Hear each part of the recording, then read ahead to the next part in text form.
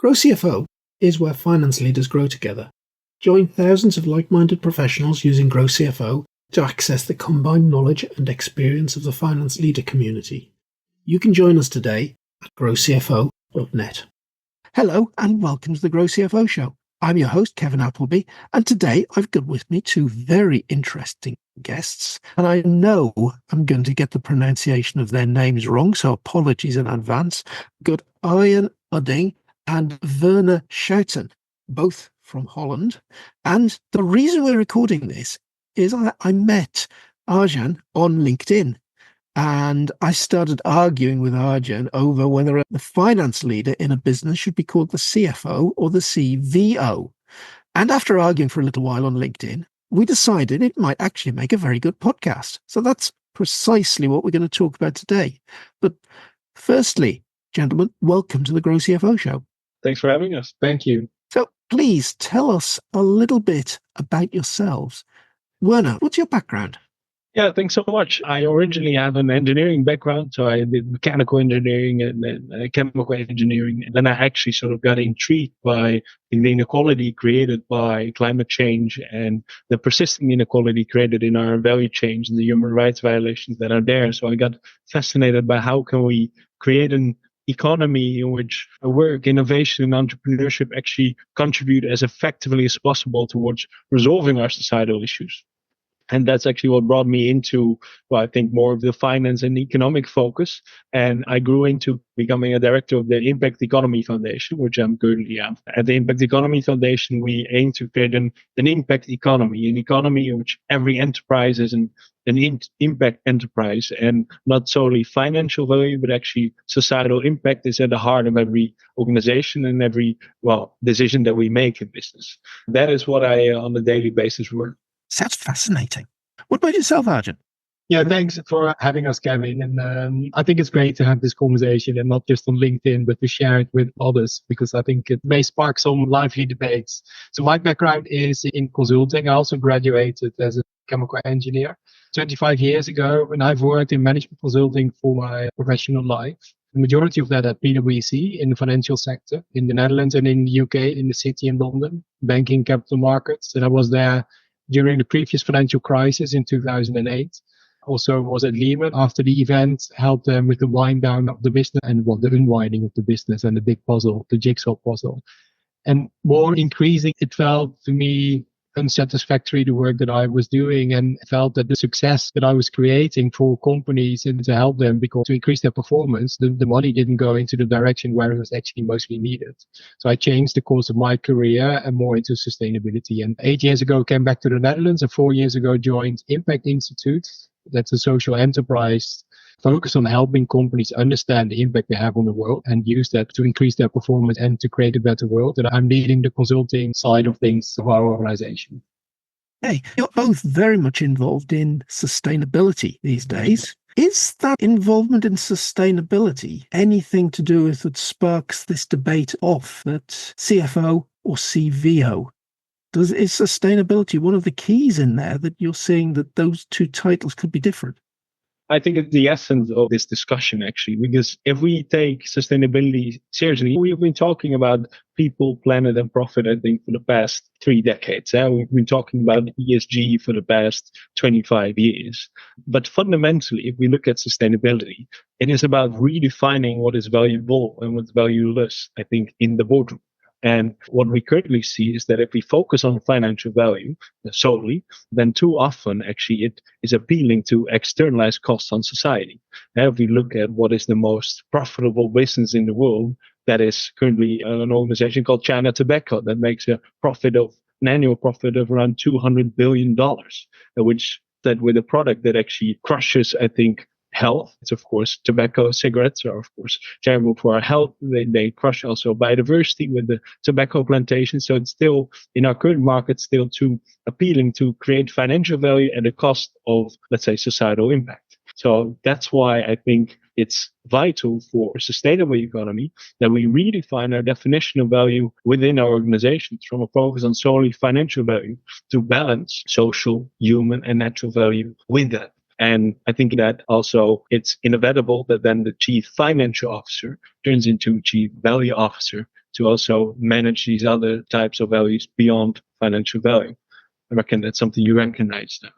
Yeah, I would almost say optimizing for financial alone at the moment really puts the long-term viability of a company at risk, right? So in particular, companies that are in sectors that are undergoing a tremendous transformation at the moment and that face severe externalities like climate change or biodiversity loss, etc. They need a new narrative around what constitutes value. How can we create that value? How can we optimize for that value? And that means also that narrative, this new language is needed just beyond financial decision making, more to what we call an integrated value, which is a kind of a combination of financial value, social value, and environmental value. That's, I think, the core of the debate that we were also having on LinkedIn, Kevin, is that's why I argued for a CVO, a Chief Value Officer, beyond the Chief Financial Officer. Yeah, I think my argument against CVO in that conversation was, I was really saying, isn't the CFO doing all of those things anyway? Is it not just part of the role? Why are we changing the title? But I do see that in a lot of cases, a lot of organizations, the CFO will be very much focused on financial value. Thinking about that, how does the CVO manage that long-term value creation? Yeah, so I think you're absolutely right. So many organizations in particular also see, and it's also part of the environment that they operate in. So they're under a lot of pressure to create short-term quarterly results and to manage those. And they have the shareholders and other stakeholders that purely focus on the financial gains. So there's also a reason why CFOs are focusing so much on the financial capital. But more and more that this financial value and also company valuation, if you look at the S&P 500, almost 90% of the company valuation is driven by intangibles, not just by financial capital. So for a CEO to also have an eye for the total company valuation, they need to understand what constitute this value creation, what in addition to my financial cost drivers or financial value drivers, the value of my company. And then you need to start talking about what is my environmental value creation, what is my social value creation, who are my broader stakeholders, and what does my value creation model look like, my company. Where in the value chain do I create that value? Where do I lose that value? And what can I do? How can I enrich my management information for decision making with other metrics to make better decisions? And I think in terms of how to manage these impacts, or how to manage, these impacts besides financial value, is that one key thing is I think we shouldn't reinvent the wheel. I mean, we have this structure of financial accounting that disciplines, I think, the whole of the economy, that disciplines every single organization. And I think everyone working in a business knows that it also disciplines every business you do.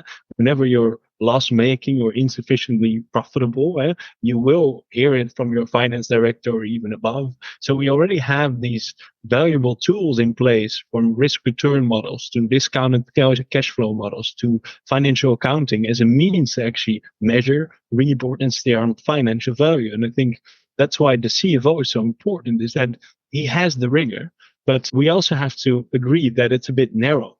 This focus on financial value alone will bring us indeed shareholder value, but it will not bring us through those societal transitions that we are standing in front of, regarding biodiversity, climate, human rights violations. And I think that's why we need to utilize those existing financial instruments that are just listed and expand them with those other dimensions of value, such as the contribution to natural value, including biodiversity, pollution, climate.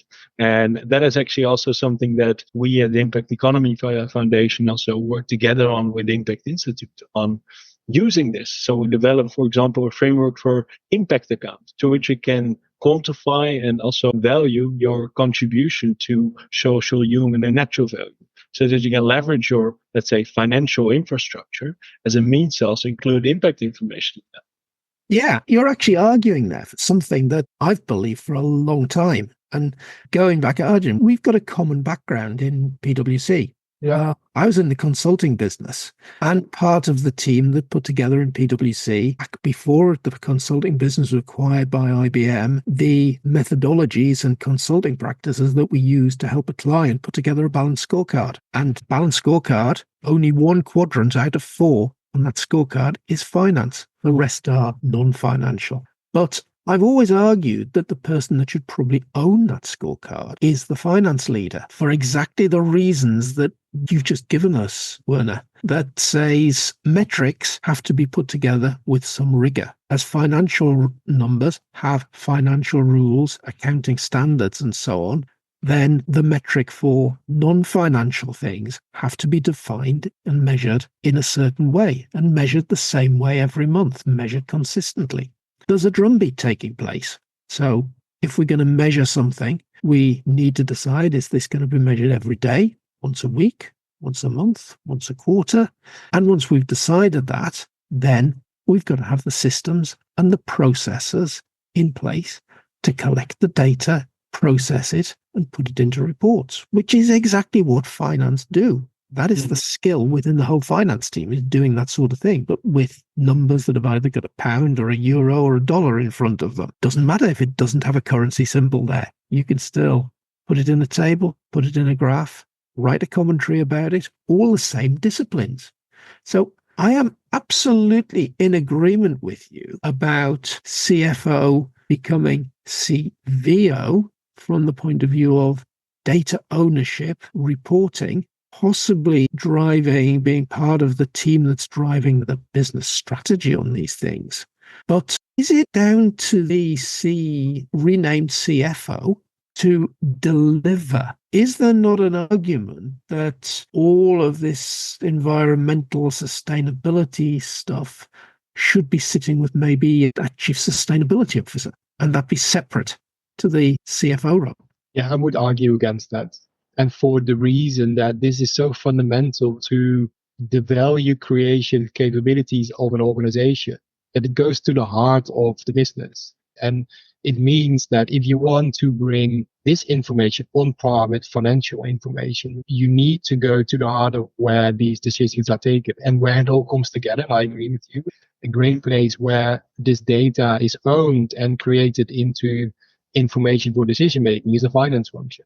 So you cannot have sustainability in isolation and then drive your business on financial metrics. That doesn't make sense because, as we also just said, is the financial performance of a company depends increasingly at an increasing level on its sustainability performance or its impact on the world. And this is in particular relevant for companies that operate in sectors that are facing transitions like energy, like food and agriculture, like the financial institutions that finance organizations in these sectors.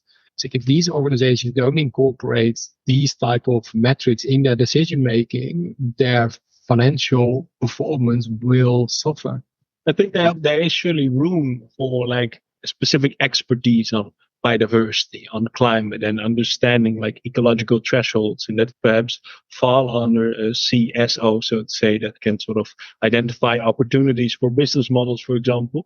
But I think it needs to be sort of brought in and come together under the CVO, as Arjan also rightly pointed out, because in honesty, I think the past 2 decades, we've seen the practice of having such a separate CSO. And I think the practice shows that we're not making it, as in like, for too long, I think sustainability has been this add-on to the revenue model, but it's been not the core. It's been this door on the second floor of the organization, but not sort of ingrained in every department. And I think I recently read also this fascinating report from the Transition Pathway Initiative Center, who also noted that from, I think, there were like the 1,000 most polluting companies in steel, plastics, and those sectors. They were assessed, and all of them had quite some ambitious sustainability goals, often set by their head of sustainability. But if you actually look at their capital expenditure agenda, their actual investment agenda, only 1% of their agenda was aligned with those climate goals. So only 1% of the companies have an investment agenda that was in line with their actual climate goal. And I think that is exemplary for the current status of sustainability in businesses if you take this separate approach. In the role that you're both in, you must see a number of companies that are adopting what you're talking about. Can you give us any good examples? What's going on? Yeah, maybe before we go there, it's good to maybe explain our view on what could be the solution to address the dilemma, right? Because it's one of the key fundamental tools or methodologies or ideas that we are an advocate of is we call impact accounting. And the basic idea is that you put a value, you quantify the value also the non-financial value that you create or destroy, and you put it on par with financial metrics. So you basically quantify this impact, it's like contribution to climate change, and you put also a monetary value on it.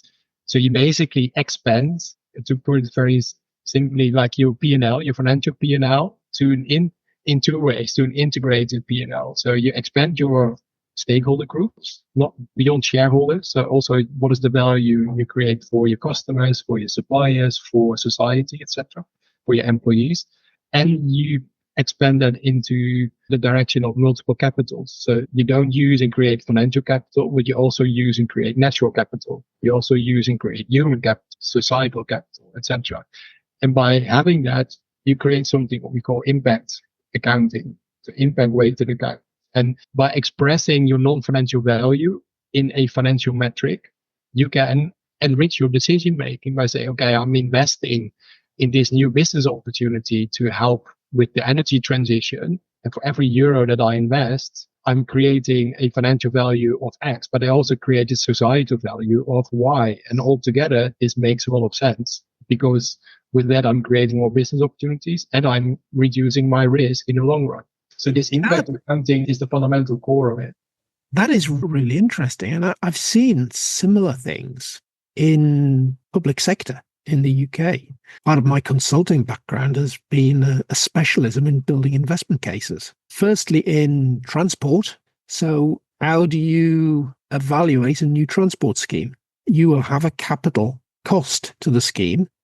And if that's being built publicly, probably no revenue to go with it. Say you're building a new road.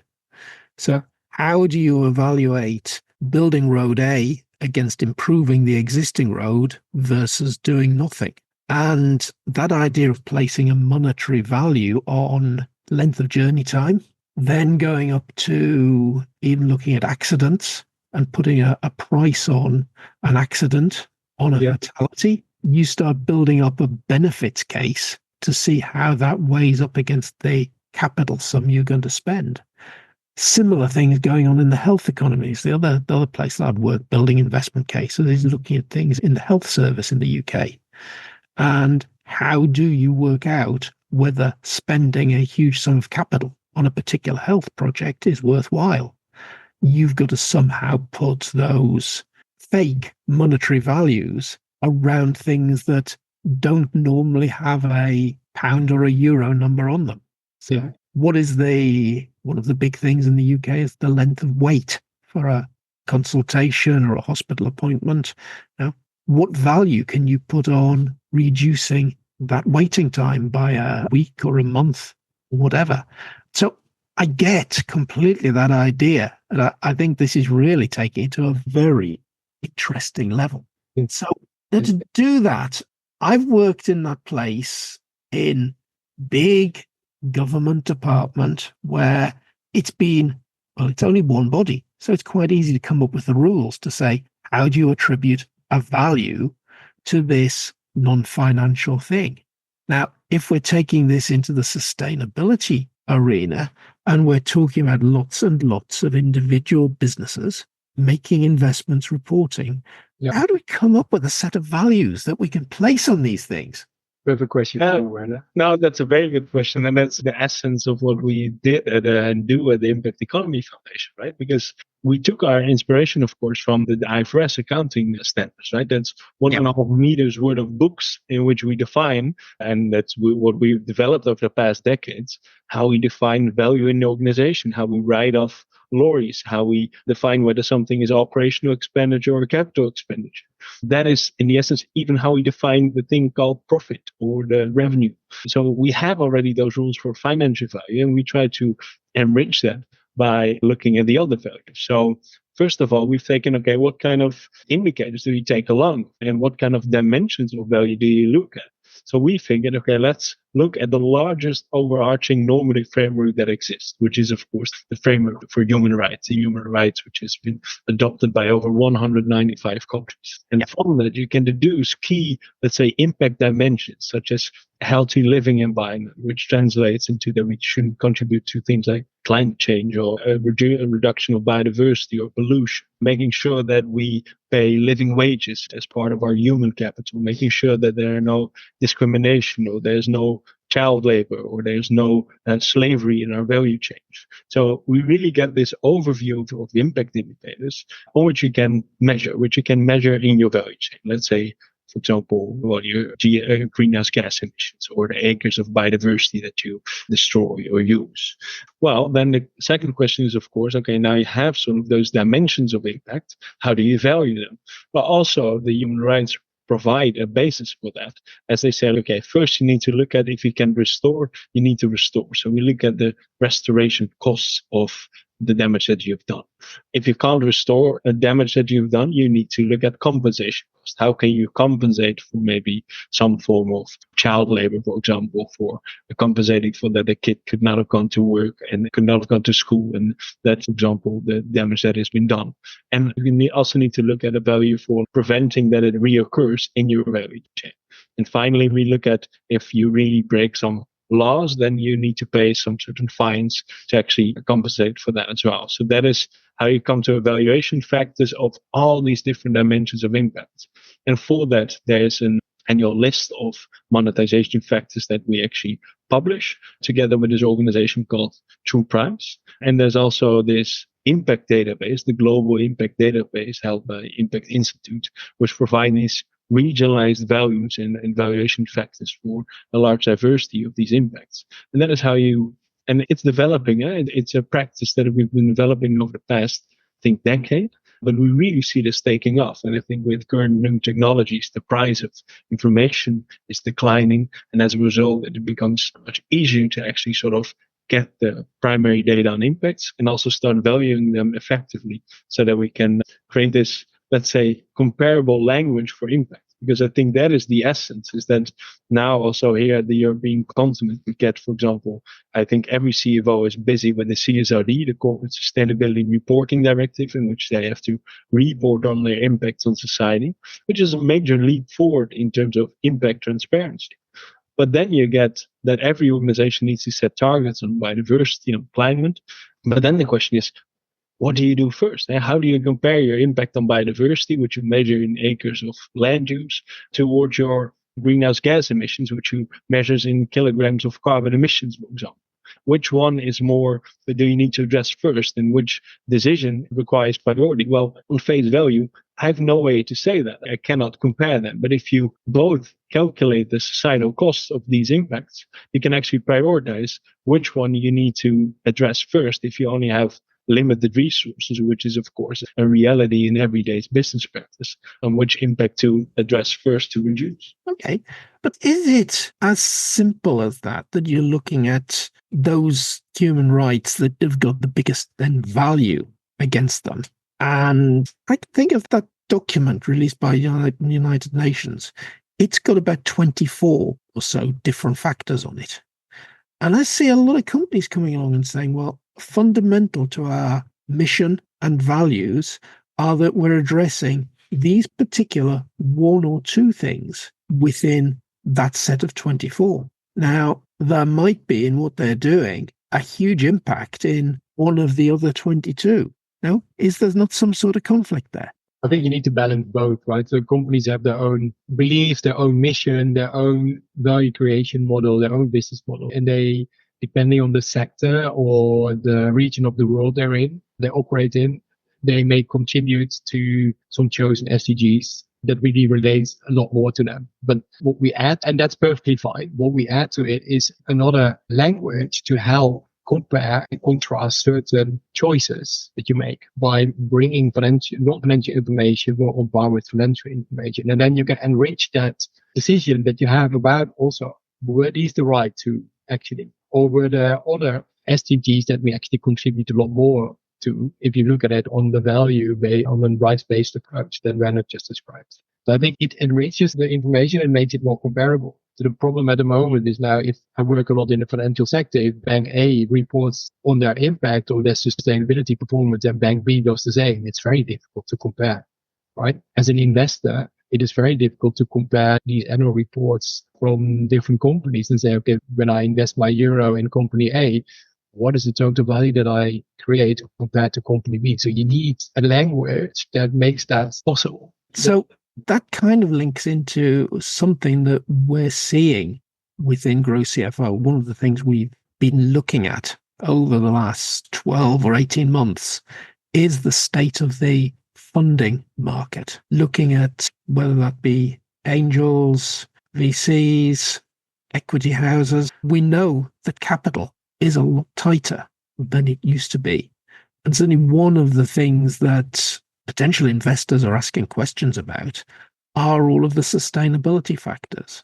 And some providers of capital are now bringing in some very tight parameters that we will only invest in this sort of business. Seeing your side of that and thinking about the reporting that investment house has got to do on its position, which is effectively governed by its portfolio of investments.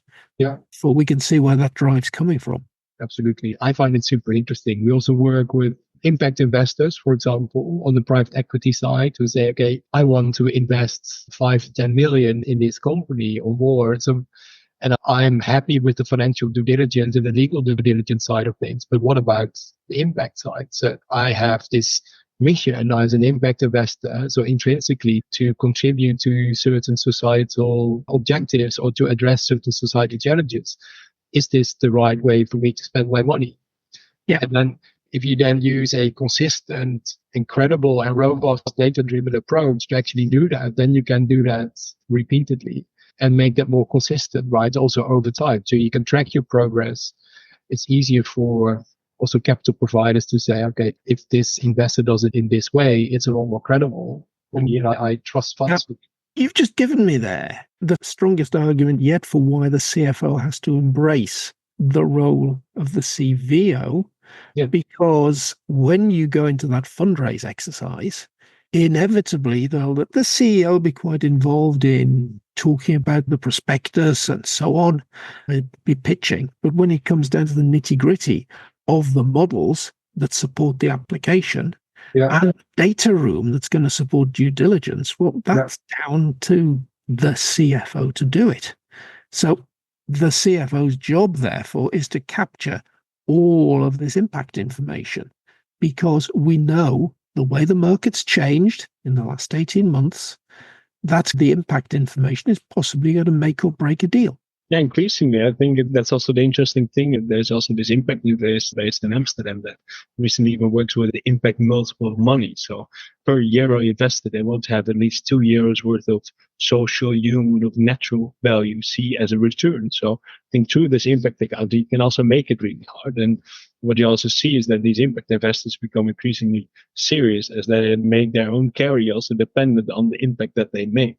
And I think that is in the end what you want to do. And that we create, earlier talk was about this ambition for an impact economy in which we have organizations that work with true profits, their actual contribution to society, not only their financial profits, but then investors steer on their true returns, looking at their actual contribution to society through which they spend their money, rather than solely focusing on their financial. So I think creating this harmonized, comparable, easy to understand language for impact, because let's not forget, we need this to be adopted by a large number of actors in the economy. So you shouldn't have to have a PhD in natural sciences to understand how to compare biodiversity with pollution, with climate. It needs to be tangible and accessible and comprehensible. And that is, I think, what this impact accounting also provides for that. So you've put together the whole set of rules around working this out. Now, if I pick up your rules and put together some calculations and so on for my organization going into a fundraising round, will most investors recognize your set of rules that I've applied? Are they kind of out there as the standard yet? Yeah, well, increasingly. And Werner's foundation, Impact Economy Foundation, is playing a very important role. And the standard is called the Impact Weighted Accounts Framework, which is a number of documents together that clearly explains how this standard works. That includes all the different elements that we just talked about, right? The monetization, what is the impact, how can you use it for decision making, what steps would you go through, and what could also be, how can you keep it limited in terms of the number of metrics to focus on? Because that's always the problem if you talk about multi-value perspectives. Everything has a different unit. So you end up with 150 or 200 different metrics, and you have no idea how to make decisions based on that. So this is what the framework actually does. And by bringing it, so we've chosen to bring it using the principles of true pricing to bring it to a monetary unit, which is the language that people understand, in particular investors. Right? So the concept of value and translating the non-financial value to financial value, I think speaks to the interest. You have a lot more an enriched debate around what constitutes this value and where does it arise. Yeah, but I think honestly, if you look into practice, we see the ECB, the European Central Bank, also looking into how particularly financial institutions include, for example, climate risks. So, for example, they look at impact from a risk perspective and how it sort of might influence, of course, their financial value. And we see time and again that these financial institutions fail on these tests. So they don't even manage to sort of include non-financial material sufficiently in their financial risk assessment. So I think from the risk perspective, they're not doing it already completely, I think. And although investors are coming along, they're surely not completely there yet, let alone that they, from an impact perspective, sort of look at the opportunities from this side. Because there's been also this interesting study done with the Rotterdam School of Management, which actually shows that if you look at this integrated value and then start forecasting what our business opportunities are, you might actually be a first mover and gain advantages from that by looking at this integrated value. While on face value, if you only look at financial value, you would not see the benefits. To make a very clear example, I think Tesla, I mean, if we would only calculate the business case of Tesla, then I think for many investors, they were loss making for a very long time. But if we actually see sort of this, look at this integrated value and see the increasing importance also found by governments on accelerating this mobility transition, they were one of the first that saw that opportunity. They invested early, and now they're way ahead of the pack as compared to organizations like Volkswagen that are making much less margin per electric car sold as compared to Tesla. So I think it's also very important to understand, also for investors, that if you're not looking at this from an opportunity perspective, you might well miss out on the boat of many sort of transition opportunities in the industry transition, in the mobility transition, and in the energy transition. So I think from that perspective, it's almost a no-brainer for an investor to actually include this in their due diligence. Okay, yeah, you're making a huge amount of sense there. But a little while ago, I asked you a question and we skirted around it. Examples of who's out there doing this already.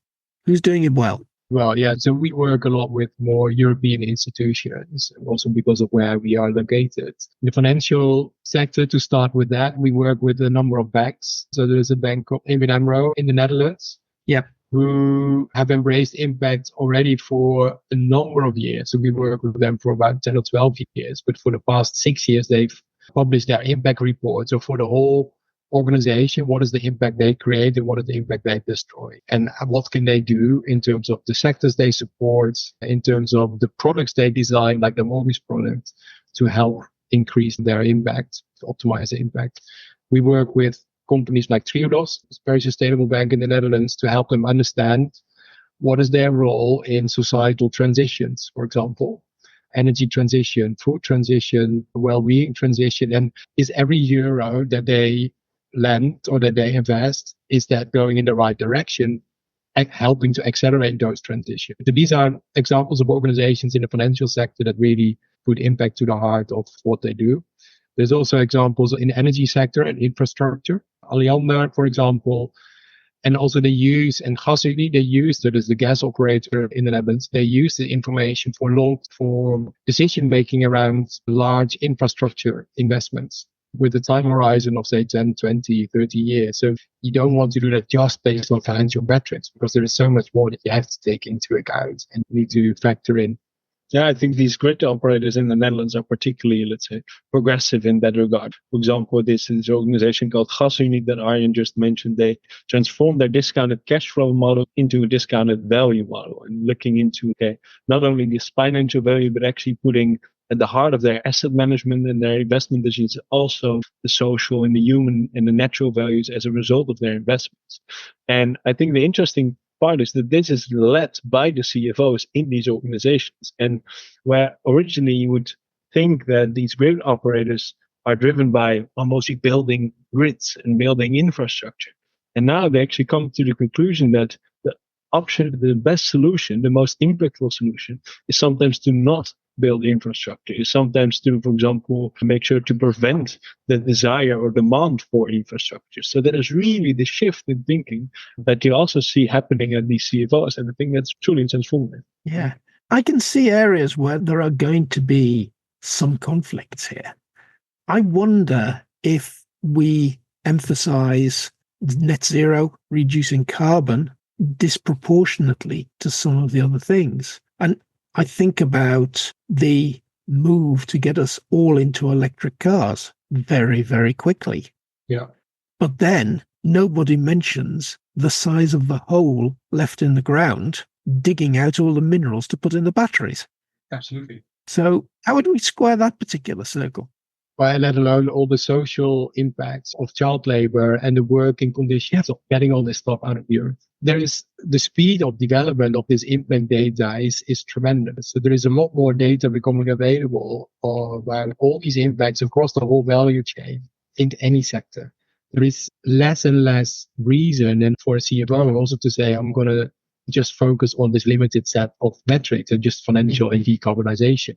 Yeah, I think that's not a good idea. I think I fully agree with you that putting everyone in an electric vehicle is not the solution, because indeed there might not be sort of exhaust coming from or emissions coming from the exhaust in an electric car. But if you look at its full impact, it's still marginally better in terms of impact than a combustion engine vehicle. If you do the impact calculation, you see it has lower greenhouse gas emissions, but it still has large other externalities, such as child labor, such as no living wages, such as biodiversity decline as a result of the material. So that is also, it brings the language to compare these vehicles. But if you look from this integrated, this impact perspective towards the mobility transition, you would come to a whole different solution. You would not replace every combustion engine vehicle with battery electric vehicles, but instead look much more at how can we, for example, strengthen public transport systems? How can we incentivize to reduce car ownership and actually get more into sharing of cars, or use much more,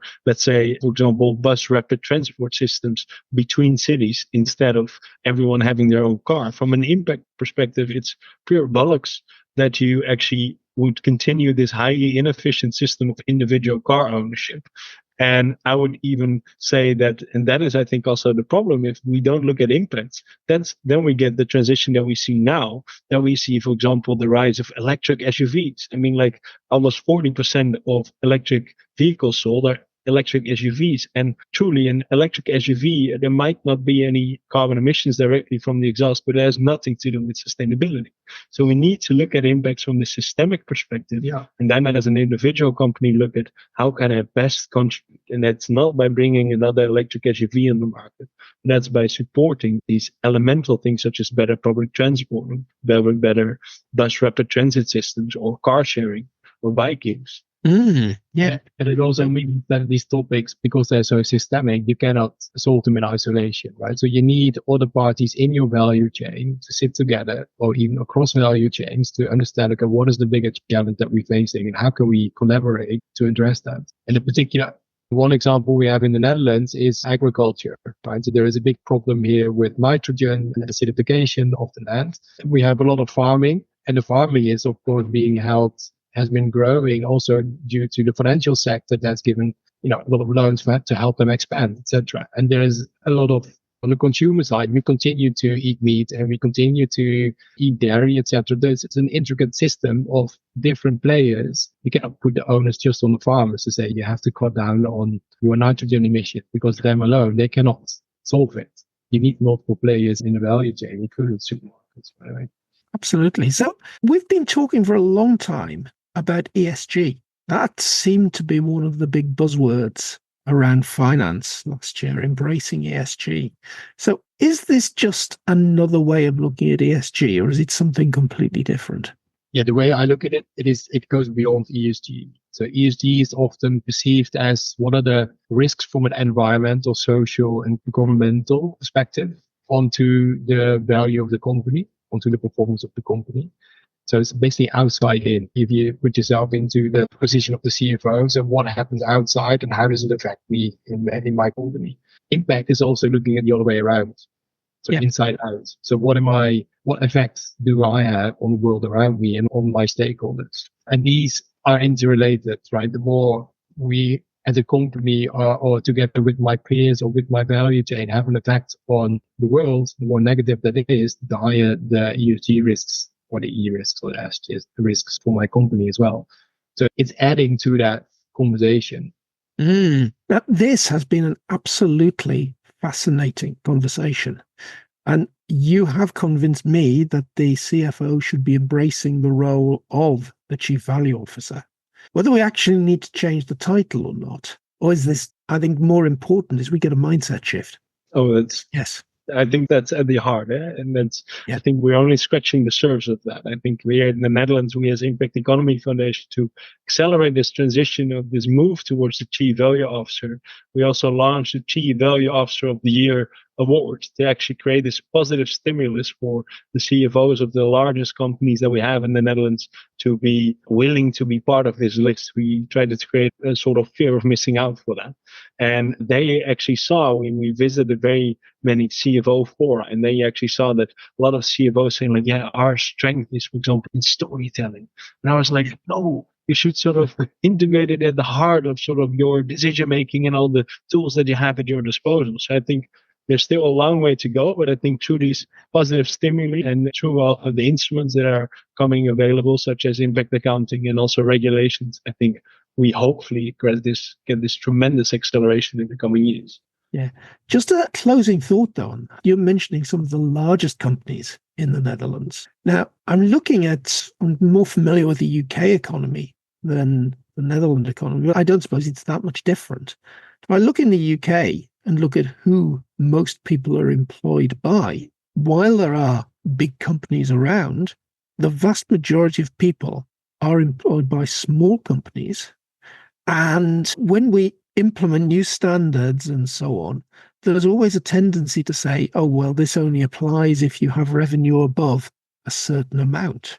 Is that something that can potentially come along and maybe derail the overall impact of this? Is getting the large companies to do it the wrong thing? Should we be aiming at the smaller organizations to become great examples here?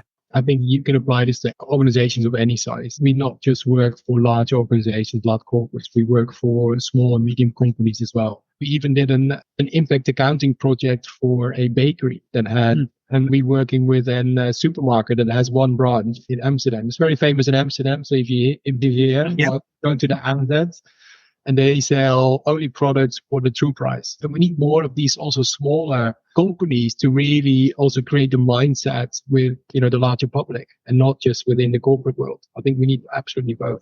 Brilliant. Arjan, Werner, that has been terrific. Thank you for being this week's guests on the GrowCFO Show. Thanks for having us, Kevin. Thanks so much.